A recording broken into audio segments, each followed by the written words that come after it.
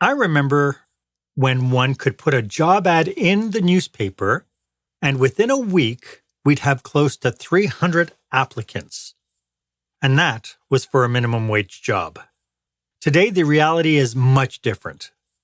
I know, I'm probably preaching to the choir, but really, we have to start thinking differently about recruitment, and we have to start doing recruitment differently.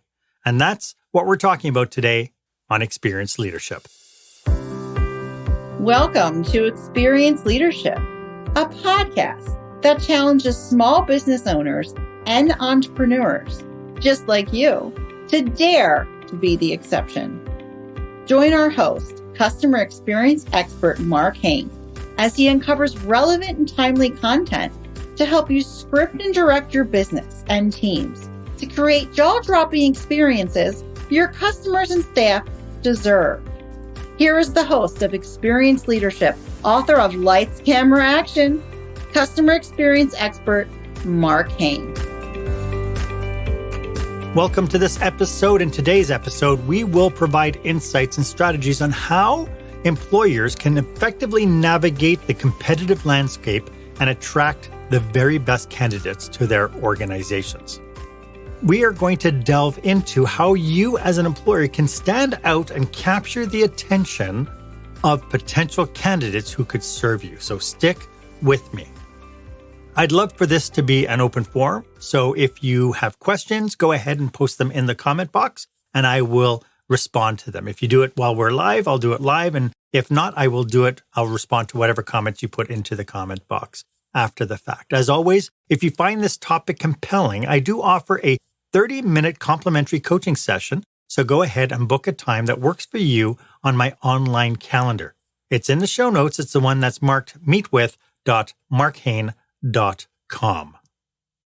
In past episodes, I've talked about how we as leaders tend to make excuses as to why we don't see the outcome that we desire. I can't tell you how many times I've heard business operators say things like, "Oh, it's quiet in the store because it's such a beautiful day and no one wants to come inside." Or, "Oh, it's quiet because it's raining outside." Or, "Oh, it's quiet because the town has been evacuated because of all the wildfires." Okay, some excuses are real, but a lot of it, we're pointing fingers at stuff. For those who have been evacuated, I do hope that you get back home really soon. I know how horrible displacement and how uncertain this makes everybody. But my point is, when things aren't going our way, we usually play the blame game. We blame the environment. We blame, anything that's outside of our perspective, right? We're using our own bubble, and anything outside of that, that's what we're blaming. We rarely ever look inside us to understand that it's something that we are doing or not doing that's making all the difference in the world. And our recruitment process is no different. So I would like to know from you our question of the day.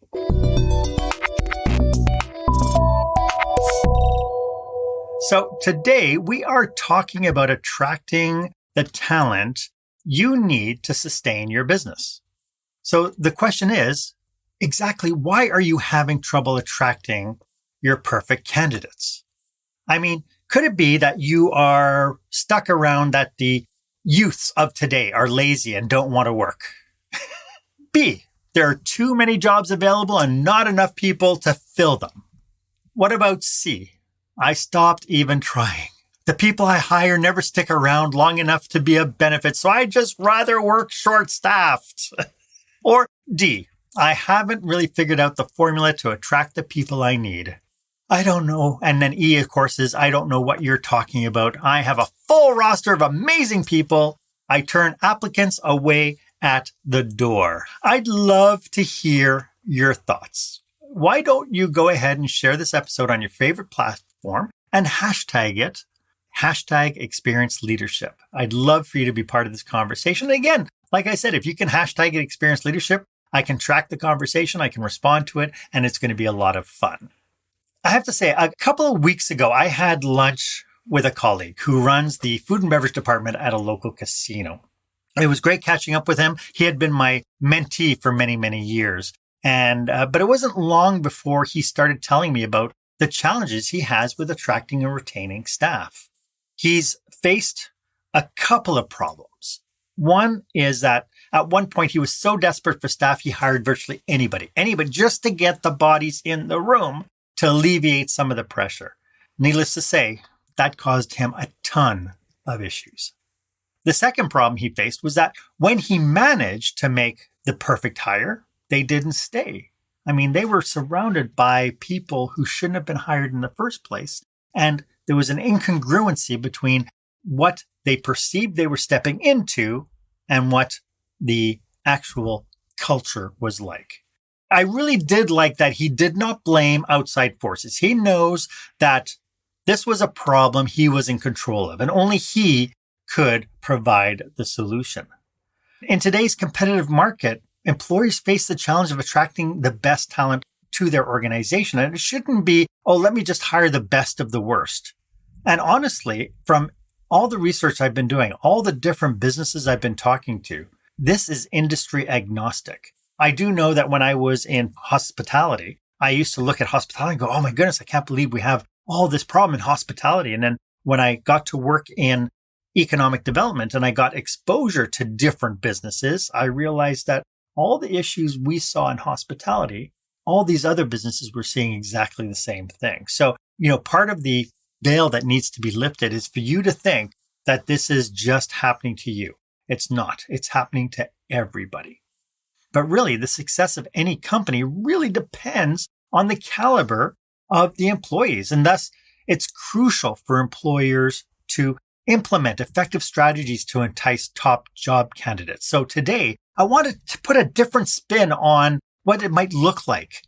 I'm going to outline some essential steps that I think employers should take to attract the most qualified individuals and to stand out in their marketplace. I have a sneaking suspicion if we can change the lens by which we view recruitment, we could shake things up a little bit.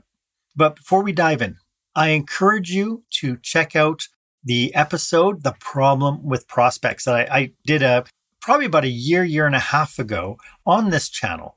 Because believe it or not, in today's marketplace, we have to start applying the thinking we use for client acquisition towards employee attraction.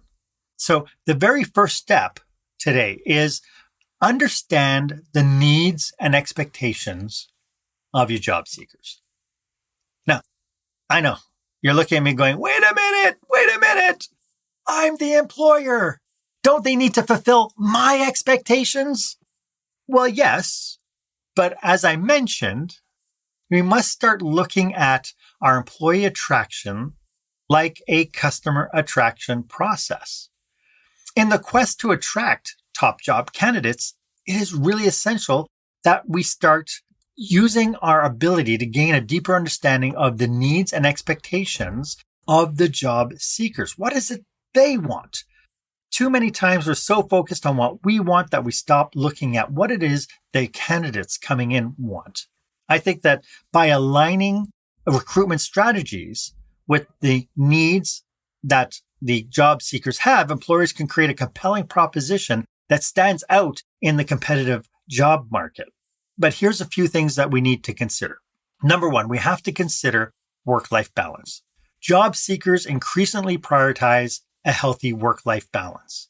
They today are seeking opportunities that allow them to excel in their career while maintaining personal well-being. In fact, when you take a look at the numbers of people who are quitting their jobs, people are quitting their jobs not because they're getting more money somewhere else, but because the job that they're going to be going into looks like it is going to fulfill their needs at a deeper level. And a lot of that is this idea of personal well-being.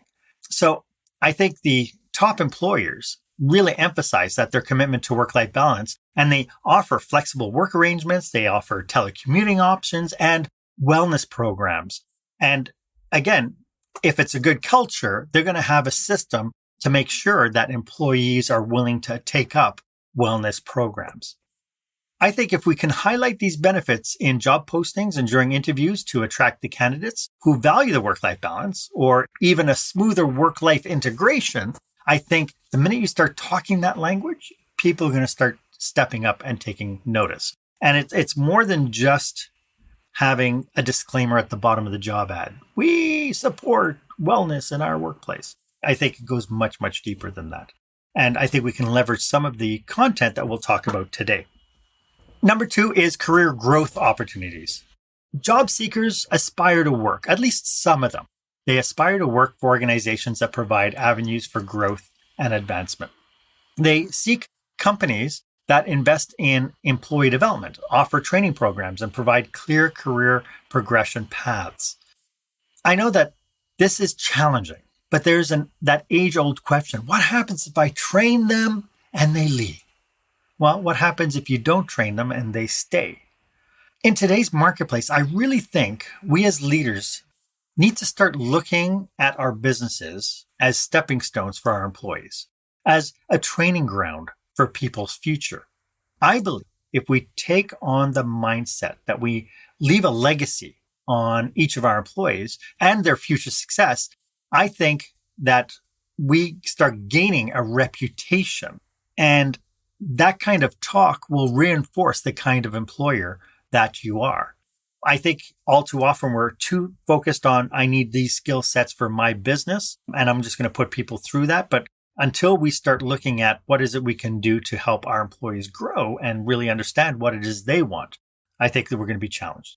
I think employers should really showcase their commitment to professional growth and highlight success stories of employees who have advanced within and outside of the organization, like even people who have left your business. I do know that there are people once in a while, I get a post on social media that will say from somebody who I used to work with, Mark, thank you so much for the stuff that we did way back 20 years ago. It really made me the kind of person or kind of employee I am today, whether that's a leader or a trainer or whatever. And I think that legacy and that reputation really will support your long-term goals. I think when we talk about it, and we'll talk a little bit about some mediums in which we can talk about this, I think when we talk about it, if we can emphasize mentorship programs, learning opportunities, and the chance to develop new skills, I think that again will stand out from the brunt of the job ads that are out there. And then number 3 of understanding the needs and expectation of job seekers is to really create a positive company culture. What does that look for you? I have a lot of content on this podcast around creating positive company culture, and I invite you to check them out. But people want to work in environments that foster collaboration, respect, and inclusivity. Employers, really good ones, really emphasize that their company culture stands out from the rest. And by sharing stories and making sure that those stories reflect the values that they have, I think are the key. Highlight employee testimonials that speak to the supportive and inclusive nature of the organization is a really good tool to be able to, again, speak differently than what your competitors are doing and people who are looking at your job seekers for their own business. I think showcase any employee-driven initiatives, team building activities, or social responsibility efforts that contribute to a positive workspace. I think these can really help you kind of see the needs that the job seekers are looking for. And of course, competitive compensation and benefits, it's a necessity. It might be an attractor, but it's not a retainer. So while it's not the sole determining factor, competitive compensation and benefits do remain an important component to job seekers. Employers should really conduct thorough market research to ensure their salary offerings are in line with industry standards and in line with the expectation of their target employee. When I was talking with my colleague at the casino, we talked about this idea that, everybody's paying minimum wage.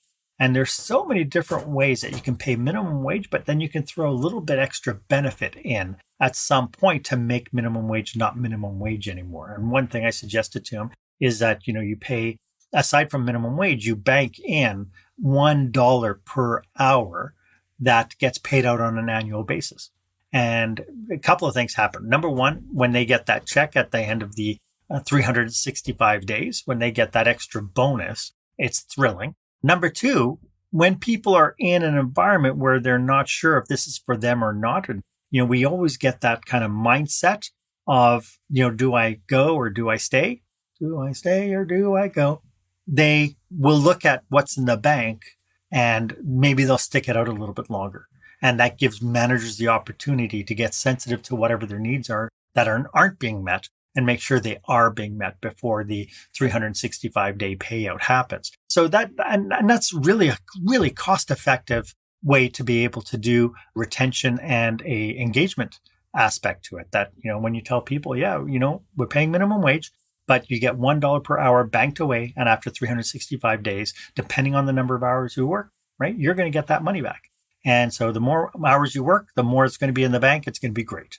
So in addition to monetary compensation, though, employers really should consider comprehensive benefit package that includes healthcare, retirement plans, and other perks that may be desirable to the target market. I think if you do your due diligence and you really kind of do an avatar definition of your perfect candidate, you're going to find out what are some of the perks that candidate, that kind of avatar, would want to see happen.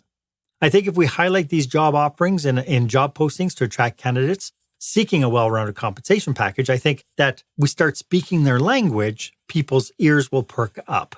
And of course, number 5 is company brand reputation. Job seekers are increasingly interested in working for companies with strong reputations within their industries and that they are recognizable brands. Employers should highlight their achievements, their industry accolades, and notable projects to create a positive impression. It's important that we do toot our own horns in many different ways. We could leverage social media and company websites to showcase the organization's mission, values, and impact. We can share success stories and testimonials from satisfied clients or from customers themselves to help enhance the company's reputation and appeal. And then number 6 on this uncovering what the job candidates need is diversity and inclusion. I know that, some people, it's so woke, but it's an important aspect to it. And in my book, even before the term woke came out, I was saying that it's really important to have diversity within the workspace. And it's not necessarily it's not just the race diversity I'm looking at or the sex diversity. What I'm talking about here is getting people with different ideas, people with different backgrounds to come together within your organization. If you're a great manager, you can tap into this knowledge base that just makes you so much more powerful. In today's world, job seekers actively seek employers who prioritize diversity and inclusion. Employees should demonstrate their commitment to fostering a diverse and inclusive workplace by highlighting initiatives such as employee resource groups, diversity training programs, and equal opportunity policies. It's important that we talk out loud about all this stuff. Emphasize the importance of diversity in the job posting and showcase any recognition or awards received for diversity efforts. The more that we could do to stand up to say we are the good guys, the better off we're going to be. And by understanding and catering to the needs and expectations of job seekers, employers can position themselves as desirable destinations for their top talent. And ultimately, it is absolutely crucial to communicate these aspects effectively throughout your various channels, your job postings, your company websites, and of course, social media platforms. Anything you do should outline and model your values as a company. And by doing so, employers can attract candidates who align with their values, contribute to a positive work environment, and drive the organization's success. Now, doesn't that sound nice? But that's not all. That's only one aspect, really, that we've talked about so far in this first segment. When we come back, we will highlight the other ways that you can stand out as being the employer of choice in your marketplace and have your candidates beat down your door. We'll get to that right after this. When the spotlight shines on your business, are customers applauding or yawning? In other words, how is your business performing? Make your business a star with the new book, Lights, Camera, Action, Business Operational Excellence Through the Lens of Live Theater by Marc Haine. Marc uses his business and acting experience to help you see your business like a live show so you can create a performance your customers will never forget. Buy Lights, Camera, Action today at your favorite online retailer or directly at marchaine.com. We really did cover a lot in the first segment of understanding the needs and expectation of job seekers. It really can be summarized by leveraging that understanding and creating a synergy around shared values. To me, that's the big thing is everybody out there has a set of values. We have our set of values. And really, if we can get them to come together, I think we create that synergy. And if we get that right, you're well on your way to attracting your perfect employee. But the challenge still remains. How can I get the world to see who I am so that when people are looking for jobs, they're going to pick me to come to? The one area I really do think that we need to be strategic and intentional about is one of the things I lent on a little bit in the first segment, and that is crafting a compelling employer brand. We do take so much time and energy defining our corporate brand for the world to see, but precious few of us are intentional about telling the world who we are as employers. I think crafting a compelling employer brand is a powerful way for employers to differentiate themselves in the competitive marketplace and of course attract the top job candidates. An employer brand really encompasses the company's values, mission, and culture and reputation. And it's not the stuff that you see on the wall. This is the stuff that you're walking each and every day. And I think if you can get the definition, if you can get that brand definition out there, I think it serves as a key driver in the decision-making process for the job seekers. Here are some key elements to consider when crafting a compelling employer brand. First and foremost, you need to define your unique selling point. Now, again, you could be watching this and going, but I'm not selling them anything. But you kind of sort of are. You're selling them on who you are as a company. And you define a unique selling point to market yourself out to your customers.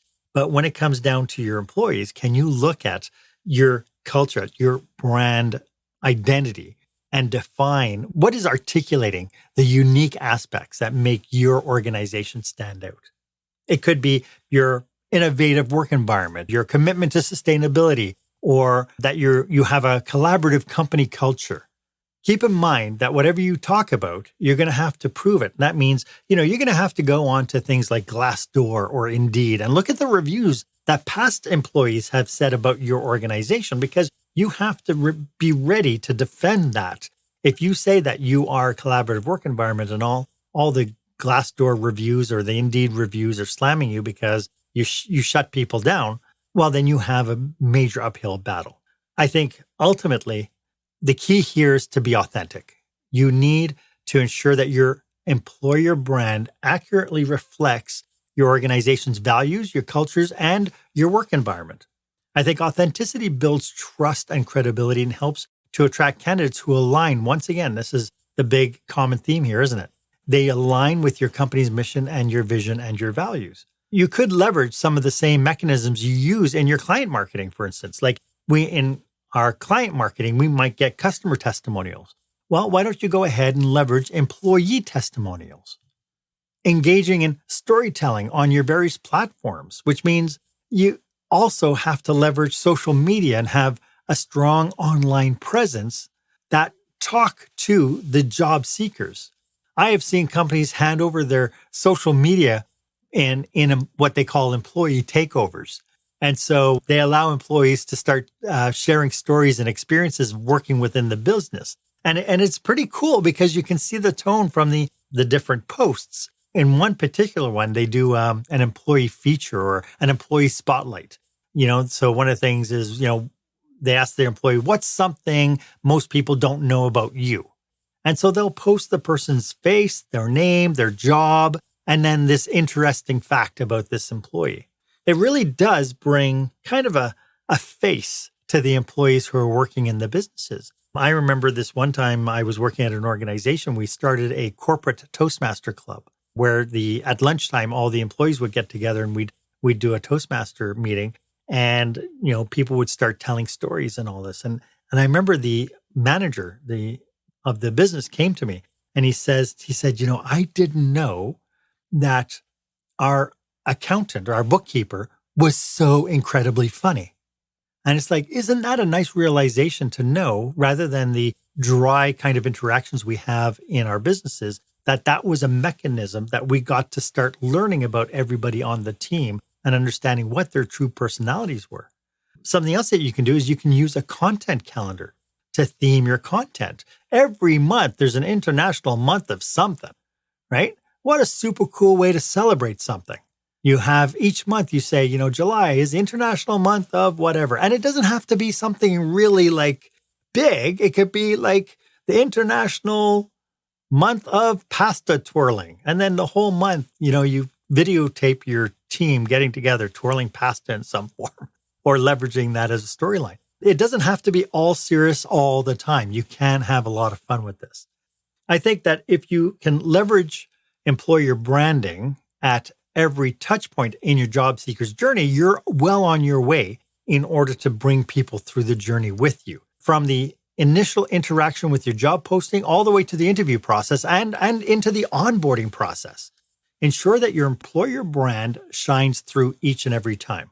Provide a positive and engaging candidate experience to reinforce your brand's image and leave a lasting impression on job seekers. Like all initiatives, crafting a compelling employer brand requires consistent and ongoing communication. This is not a do it once and forget about it. The secret here is to make it part of your strategic plan and maintain consistent action towards that goal. And I can't emphasize enough how a strong employer brand really helps create that positive perception of the company, how it differentiates you from competitors and ultimately attracts the right talent, contributing to your success. I think this is just something that we need to start thinking about this as opposed to just placing ads. The third key is to start talking differently about your business. It's funny. I was talking at a conference of business owners in one particular industry. So there were people who they were competitors basically sitting in the room. And we discussed how most of them on their marketing collateral all speak the same way. Like if you go from one website to the other, they all have that same, what Gary Maxwell calls category language. Also, one of my interviews on this podcast, check it out. The big question I posed to them was, if you're all saying the same thing, what is your differentiator? And really, at the end of the day, they had to step up and say, our only differentiator is price. But does it have to be? Because I pose that to you now. If you are talking to job seekers the way that everyone else is doing it, you and them will get lost in the shuffle. So how about, for instance, thinking differently about your job postings? Why don't you have an employee draft a job posting and put it out there? Have fun with it. Or have a customer come out and write a job posting. How different would that look to a prospect? And again, the more fun you have with this, my goodness, the more it's going to stand out. I think if you can showcase your company culture in everything you do, make sure you are really openly sharing your values. And please don't pretend. Don't pretend. I think openly sharing your values will get you a lot of traction. So I want to talk a little bit about some cautionaries, and we'll get to that right after this. Attention, meeting and event planners. Is your company or association planning a live or virtual conference, seminar, staff retreat? Are you looking for a fresh, energetic perspective on what it takes to put on a jaw-dropping experience for your customers or staff? Book customer experience expert Marc Haine for your next group event. Past participants have said, Marc kept us in stitches while teaching us how important and powerful actually designing our customer experience can be. Read more testimonials and find out how Marc can serve you and your group at marchaine.com. That's marchaine.com.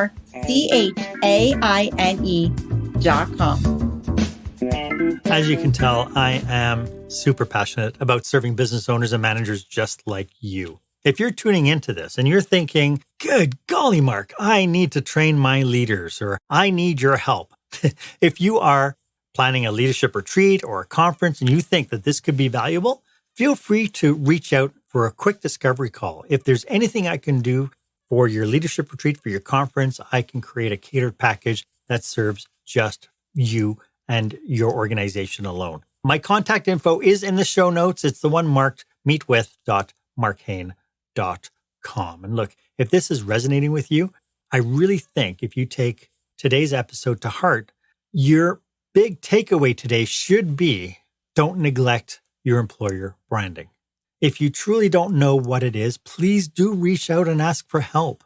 You cannot keep doing the same thing over and over again and expecting a different result. I think it's important that we start taking this idea and saying to our team, how can we define and reflect an employer brand? Because the minute you start doing that, it'll change everything you do as far as your attraction and retention programs are concerned. I think the other cautionary here is beware of overlooking diversity and inclusion. I believe fairness should be a driving value in any organization. And this is one area that if you don't walk the talk, people will call you out on it. Honest to goodness. And then finally, I think it's important to avoid neglecting the candidate experience. The candidate's impression of your organization starts the moment they engage with your recruitment process. Again, do check out that episode, The Problem with Prospects. In my book in chapter 18, I talk about the employee journey. And, people have different needs at different milestones. And I think if you can start looking at your candidate journey from the time that something resonates with them to the time that they come in for the interview to the time, hopefully, that they're so great, you're going to want to onboard them. What is it that they need? And keep in mind that onboarding process really, again, that's why I named my keynote go from onboarding to forever boarding. That process should never, ever stop. I think it's really important that you ensure that the application process from beginning to end is smooth. I can tell you that there have been people that I've talked to about who are applying for jobs, and they go online and they go through the job listing. They have to upload their resume, but then the very next thing is a survey style questionnaire comes up, and then they have to fill in all the details and correct all the details that the AI picked out of the resume, and they had to correct it. And it takes so long to do it. And it's like, there's got to be a smoother way to be able to do this.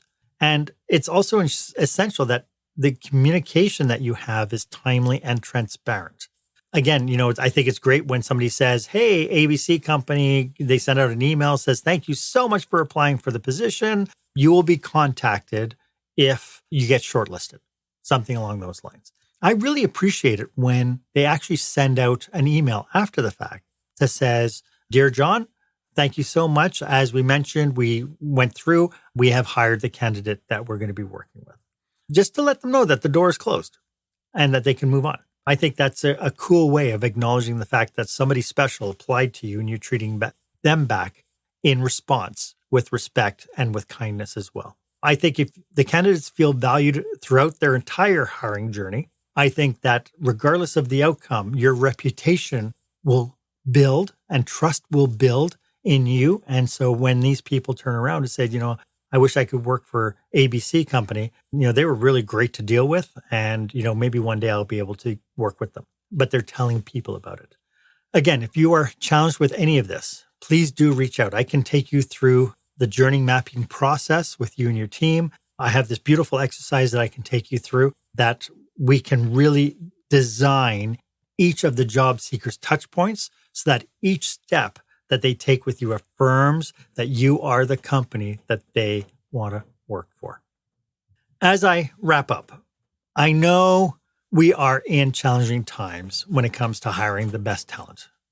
But I also know that according to a recent Gallup poll, that 51% of the working population right now says that now is the perfect time to change jobs. So imagine for a second that you put out your posting out there.